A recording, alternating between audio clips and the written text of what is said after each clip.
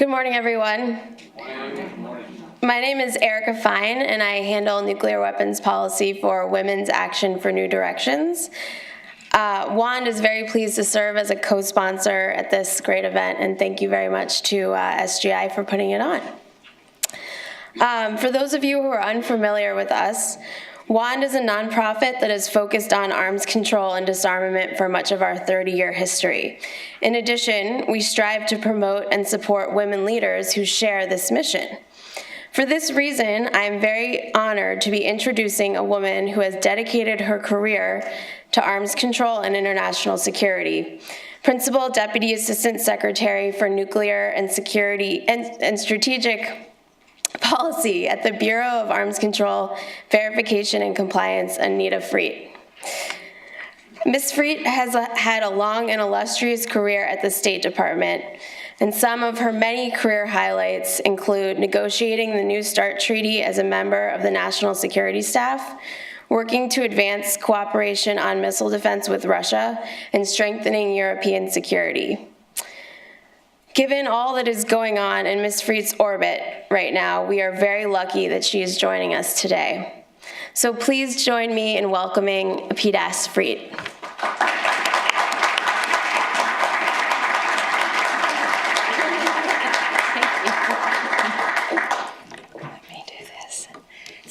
Thank you very much, and thank you, Erica, for the very kind introduction, and also for the excuse to actually get out of the building and walk over to this beautiful, beautiful U.S. Institute of Peace. It really is a pleasure to be here today.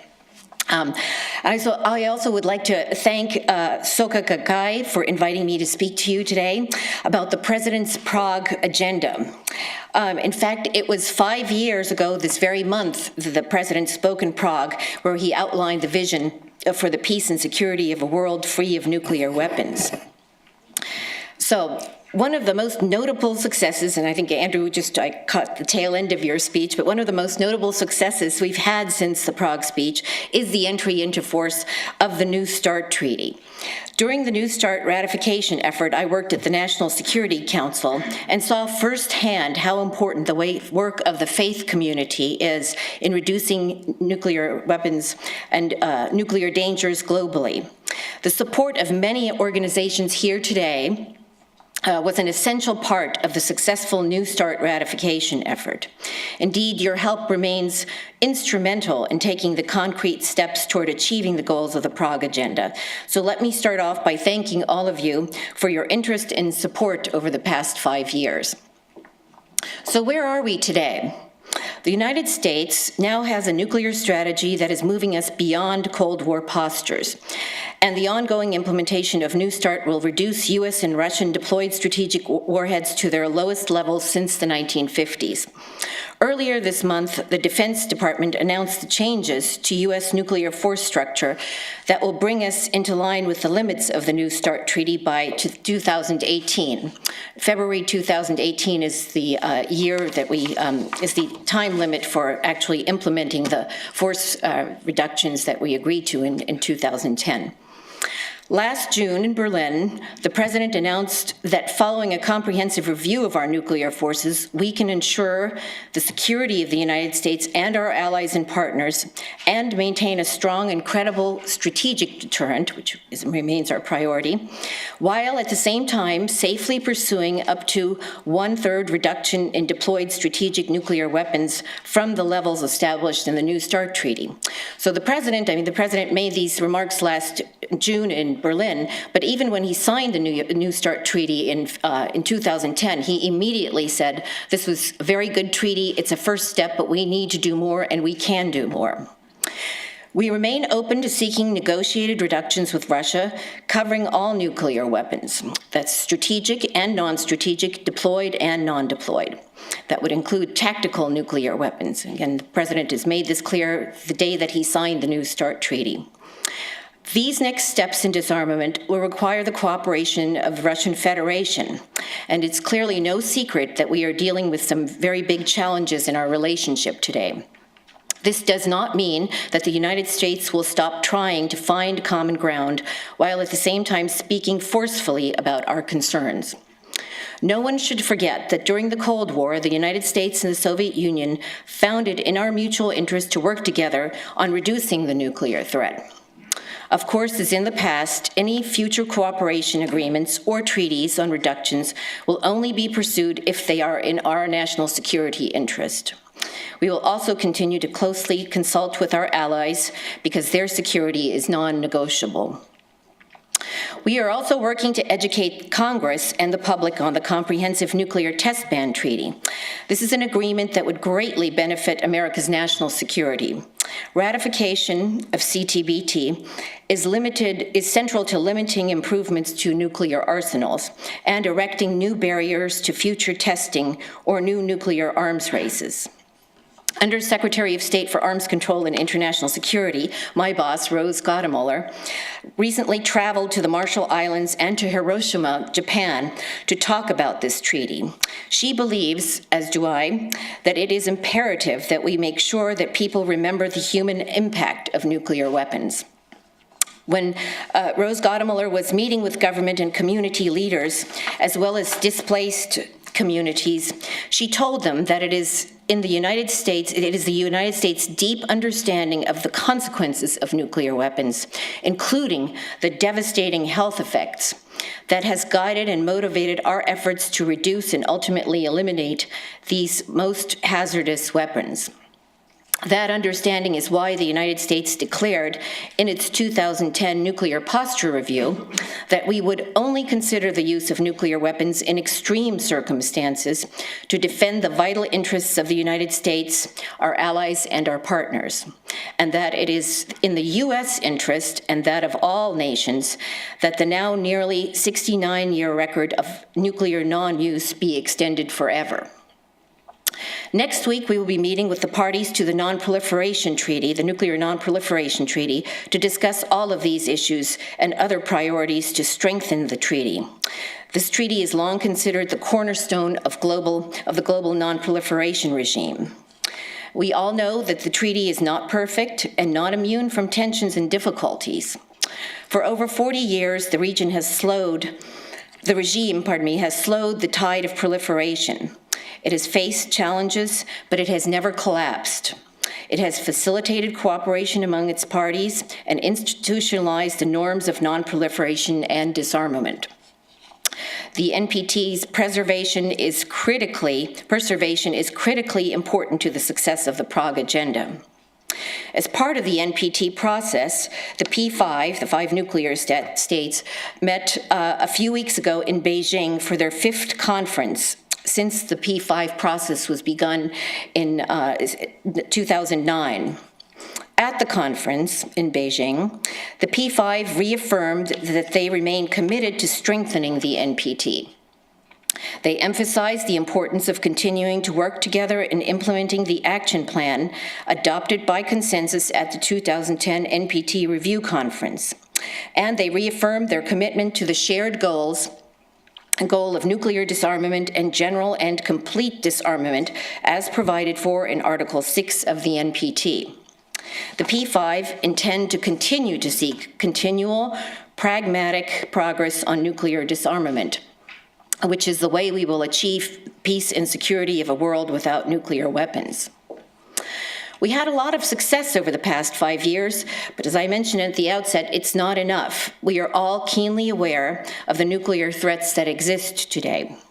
I know that many people here think that Oslo and Nayarit conferences and the Nayarit conferences on the humanitarian consequences would speed up the disarmament process, and I know that many of you also disagree with the administration's decision not to attend those conferences. I want to assure you that the United States is committed to its disarmament obligations and very concerned about the humanitarian consequences of nuclear use. Those consequences motivate all of us, even in the face of global challenges. We think it is important that people around the world know that even one nuclear detonation could produce unthinkable destruction. That is why we need to work tirelessly to uphold the institutions that were put into place to make sure nuclear weapons are never used. We know that the next of these conferences, the humanitarian conferences, will take place in Austria later this year. We remain open to the prospect of attending a future conference and will consult with the Austrians on their plans for the agenda. We unequivocally support the need to discuss and plan for the terrible yet remote possibility of nuclear detonation. That said, we also remain convinced that there is no viable alternative, there is no shortcut to the practical, verifiable disarmament. That is why we cannot support an immediate ban on the possession or the use of nuclear weapons. I am happy to take some of your questions, but in a few minutes here, but I do want to end with 2 lines from the Prague speech, from the President's Prague speech that have always stuck with me. So if you bear with me, let me read this short quote. I know that a call to arms can stir the souls of men and women more than a call to lay them down. But that is why the voices for peace and progress must be raised together. Let us bridge our divisions, build upon our hopes, accept our responsibility to leave this world more prosperous and more peaceful than we found it. That's end quote. Those thoughts seem to fit very well with your discussion here today. Again, I want to express my appreciation for your support of the Prague agenda. In the coming weeks, months, and years, we will need your energy and your ideas. We will also need your patience and your persistence in equal measure so that we can move toward our shared goal of a nuclear-free world. Thank you very much.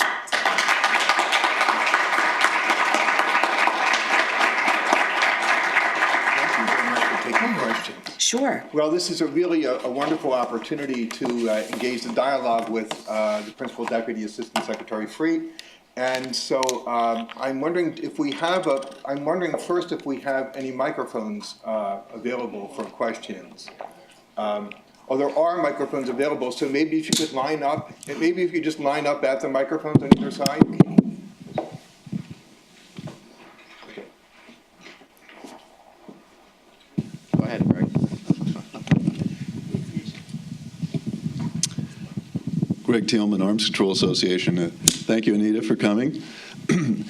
You had mentioned the Department of Defense's decisions recently on how to structure U.S. strategic forces to get under the New START limits. You have a New START treaty, which means that the Senate has ratified these limits. Could you explain why the President can't get down to the limits next year instead of waiting 3 more years? Okay. Greg, thank you very much. Greg is an old friend and colleague from Embassy Moscow days and before. So thank you. That's a very good question. And it's actually a question that's one of the questions that I personally asked once we signed on to the New START treaty, and it certainly was a very tough negotiation. I would argue it was an equally, if not more tough, ratification. But that said, we were in the midst of it, and it really struck me that, we have until 2018 to actually implement the treaty and to reduce the numbers. That seems like an awfully long time. Well, then if you go and you see what is actually involved and what in the actual reductions, it's not just it's a matter of money. That's unfortunately a reality in today's world. It is very costly to take reductions.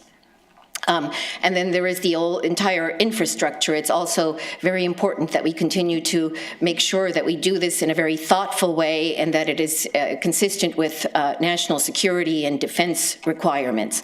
And so it's not just going out there tomorrow and saying, well, take out these systems and quickly rack and stack and come to the number. It's also true, bureaucratically it is challenging, but it will take us, we've just made the decision, it took a long, long time and extensive discussions within the interagency, and certainly led by our Department of Defense, to make sure that we were doing this in a way that's consistent with national security. And then again, as I pointed out, money is clearly an issue as well. So it will take until close to 2000. We will need the time, let me say this. We will need until 2018 to actually take the reductions. Daryl Kimball, Arms Control Association. Hi, Anita. Thank you for being here and joining this discussion. One of the questions I think many here might be interested in hearing you address is whether the United States is considering attending the planned Vienna Conference on Humanitarian Impacts of Nuclear Weapons that will be taking place at the end of this year. What conditions or what circumstances would allow the United States to join the conversation with 140-some countries on this issue? Thank you, Daryl. That's a good question. And as I pointed out during my remarks, we're certainly very much aware of the conference in Vienna. I have not seen any concrete plans or been privy to anything, a specific agenda yet. But the actual agenda, and quite frankly, sticking to the agenda will play a large part in our decision-making on this. But we really did work and try to find a way that we could work to attend to the Nayarit conference in the end, and we discussed with the Mexican hosts ways that we might participate in the agenda. In the end, it didn't work out. But again, the U.S. and this, one thing I would also note, the Oslo conference, there was a P5 decision not to attend. This last conference in Nayarit, each of the P5 countries, it was an individual decision, and just so happened that we all decided not to attend. But again, for the upcoming Austrian conference, it's a national decision. So we look forward to seeing what the actual agenda holds, and then we'll make our decisions. I'm Professor James Ranney. I'm Vice President of the Project for Nuclear Awareness in Philadelphia.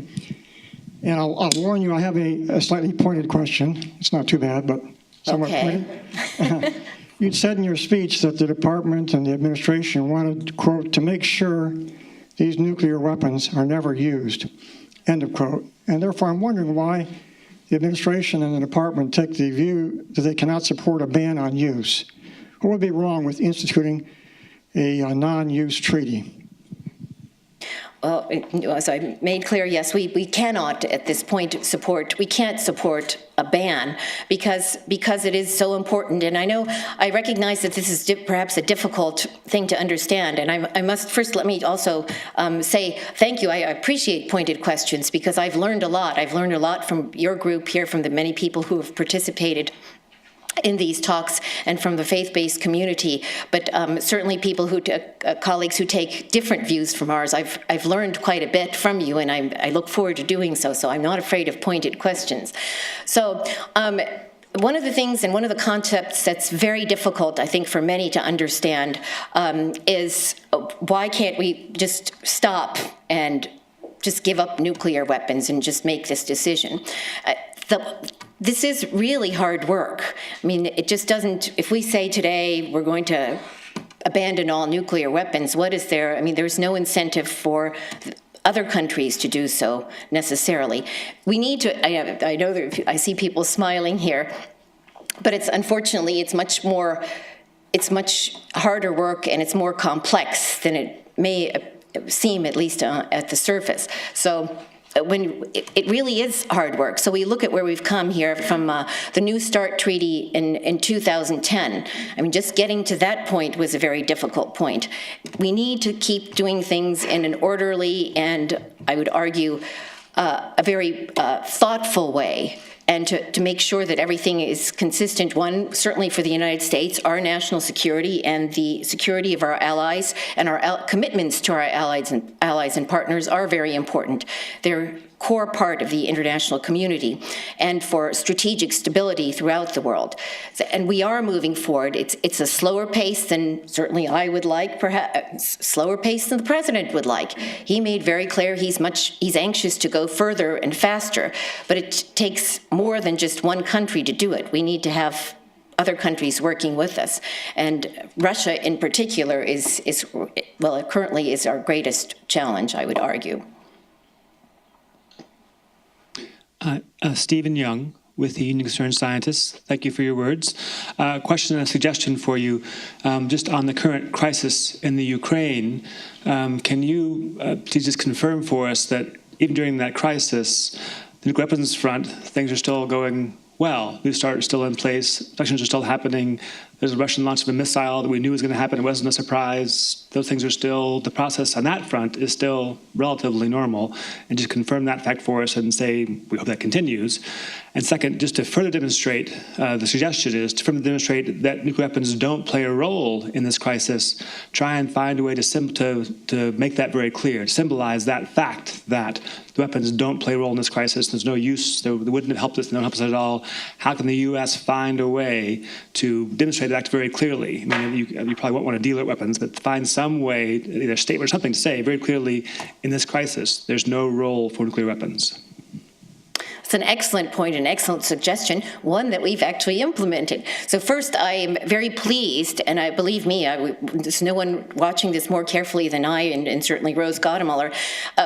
During this Ukrainian crisis, I'll tell you, on March 8th, there was a Russian press report that in which the Russians said that or hinted that they did more than hint, that the implementation of the New START treaty might be in question. We immediately pushed back and reminded them that even during the worst time in the Cold War, we continued to implement our arms control treaties. These are very important treaties. They are national commitments. It is critically important that we continue to implement these treaties, crisis or not. The Russians immediately, 2 days later, issued first an oral statement, or it was a public statement saying that reaffirming the importance of implementation of the New START treaty and other agreements that they are party to. And then, followed it up with a more personal note or a diplomatic note. So that's very important. Secretary Kerry has made this very clear that this is important. The implementation of arms control treaties and must continue during this time.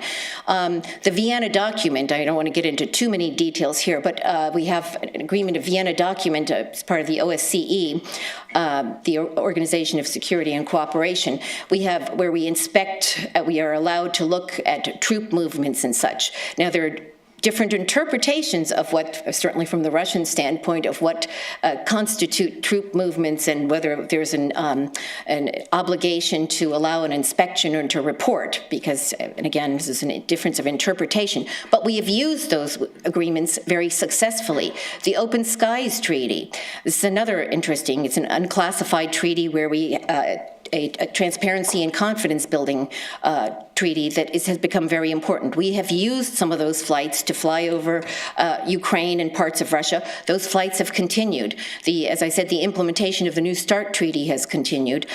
We had inspectors here just a couple of weeks ago. In fact, I think there's one here, this group here this month. So everything is continuing, and we certainly hope and have made it very clear to the Russians that this is a priority, that we must continue to implement these treaties. Alan Ware, Parliamentarians for Nuclear Non-Proliferation and Disarmament. Two quick questions. The first one is, when is the administration going to follow up on the promise in the Nuclear Posture Review to move to sole purpose for nuclear weapons? That could be a step towards the prohibition on use that Professor Ramney was talking about, and it was promised in the Nuclear Posture Review.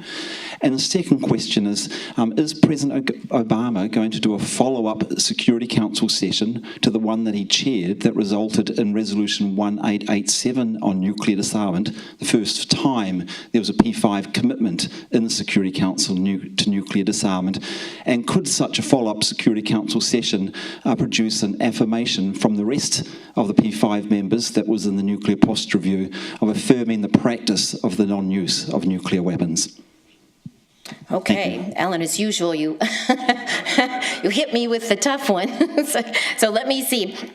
On the sole purpose, I would just say, I mean, we are certainly implementing the Nuclear Posture Review, and we are doing it in a consistent manner. So we will get to that. I mean, we're just not ready. It's the situation, we're just not ready.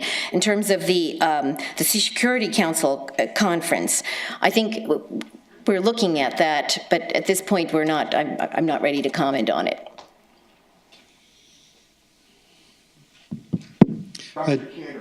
I'm wondering if you'd be willing to switch places with the lady here, because we've been hearing all men's voices so far. Okay, very good. Thank you, Bill. Sorry, Dr. Kander. I am Kathy Crandall Robinson with Women's Action for New Directions. Thank you very much for being here in your remarks. And I was particularly pleased to hear you talk about the Comprehensive Nuclear Test Ban Treaty. And I was wondering if you could perhaps elaborate a bit on what you think could be next steps to begin moving this treaty forward for a ratification process, and if there are some things that you would recommend that the people in this room could do to help that effort.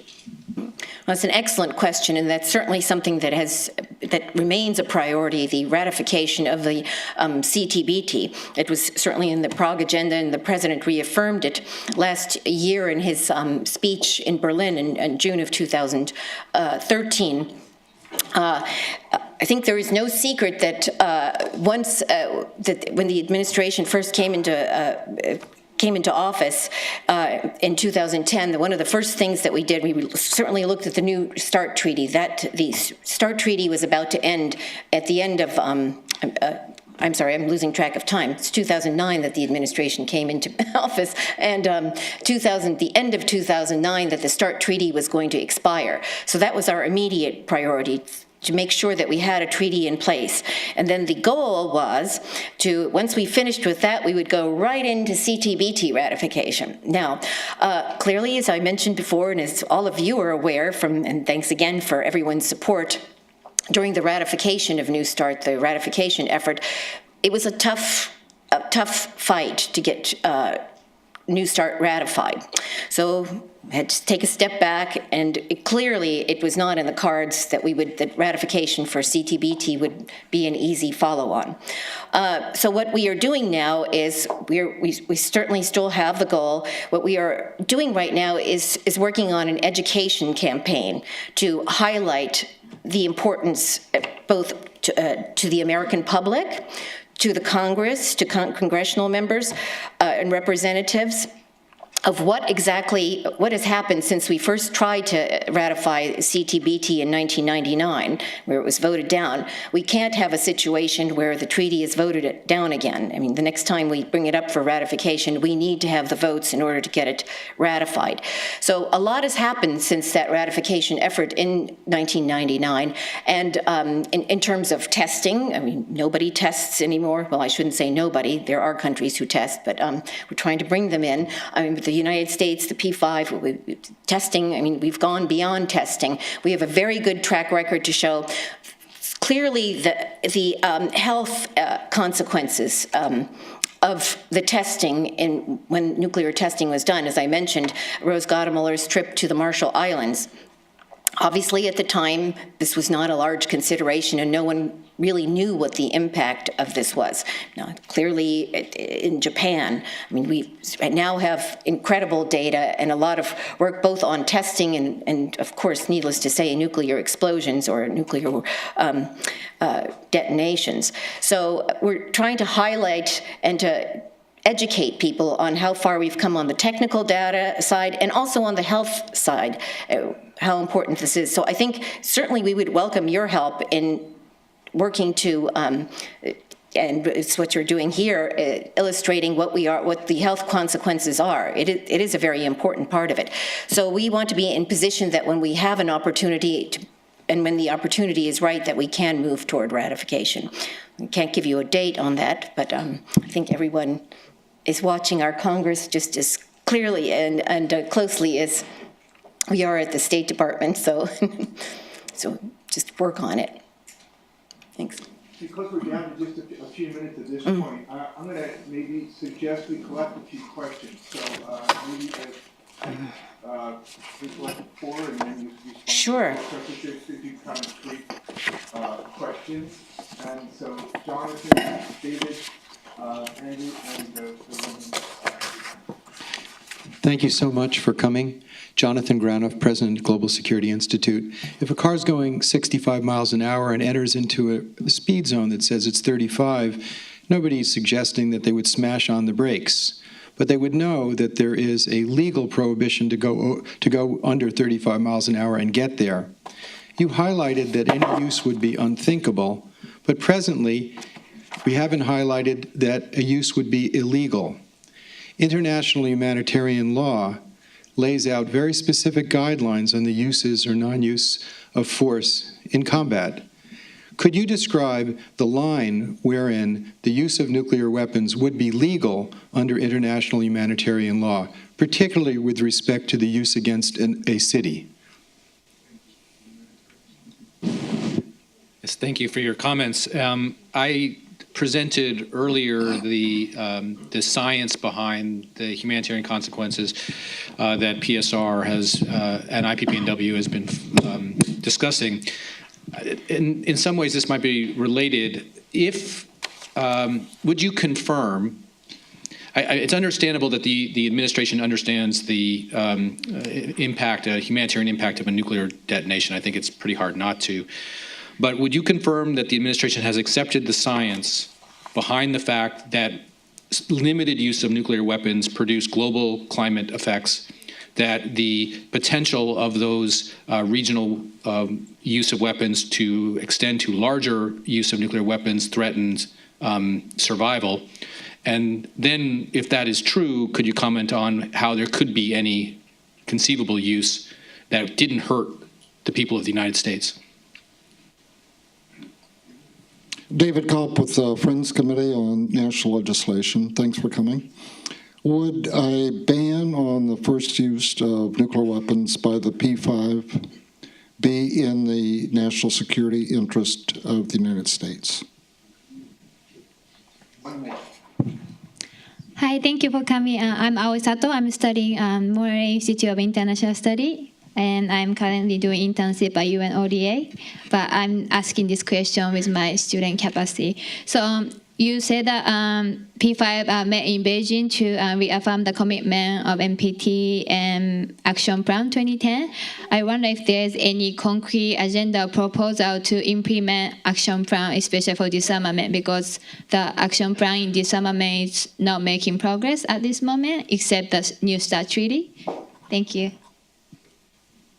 Deputy Secretary. You promoted me. No. 2 minutes. Oh, okay. Well, good. Okay. Well, first of all, let me start. Let me start by saying I've certainly been. My entire career, I've worked with many lawyers, but right now I'm still not a lawyer. So, Jonathan, you've always you are a very good lawyer. Good question. So I have challenges answering the actual legal point. But what really caught me with your question, which I liked, is your is the image of a car coming to a crashing halt, and I think that's a very good that's a very good reference to, I mean, the time-honored phrase that we have used in this administration about the importance of no shortcuts to disarmament, the step-by-step, that it's important to take step by step. We cannot come to a crashing halt and just stop, and it's just, quite frankly, it's unrealistic. So let me leave it at that so I can answer some of the other questions. Please remind me if I missed somebody. The question about the ban by the entire P5, again, as I just mentioned, it's easier said than done, but yes, if there was an agreement by the P5 and that would to stop, then that would certainly help. But again, we have to look at where we are right now, and quite frankly, as I said, the United States is very interested in further reductions, and we're unfortunately having difficulty getting traction even on that. Let me see. Oh, the question from Monterey, and yes, very good. Thanks very much about the action plan. That is something, and again, this is not well understood, but the NPT action plan that was adopted in 2010, it was extremely complex, and it was not just for the P5. I'd just like to remind everyone, I know this group understands this, but many people don't. They look at the P5 as the only ones who have a responsibility to carry out the action plan. That's not the case. All of the NPT members were bought into this. Everyone signed up to carrying out the action plan. So it's not just it's not just one country, it's not just 5 countries. We have New START, and that certainly is an accomplishment, but that's not all that we have accomplished. We have a very long record of accomplishments. There might be disagreements on whether it's enough, but we do have a very good record, and we look forward to presenting it next week. Let me stop there. The science, thank you. Now, the science, climate change is no question. I'll just say climate change and the consequences of climate, and where climate change is today, is a reality. The administration has clearly spoken. This is one of Secretary Kerry's biggest priorities. So I can't say that the science has been accepted as such, because I don't think I'm competent to do that, but I can just say, the science of the humanitarian effects of nuclear. Oh, the science of the humanitarian. Yeah, I'm sorry. Well, I think it is a reality. It's quite clear that a nuclear encounter would have devastating effects on climate change. But the science of it, I'm not qualified to actually speak to that. Thank you so much. Well, thank you. Thank you.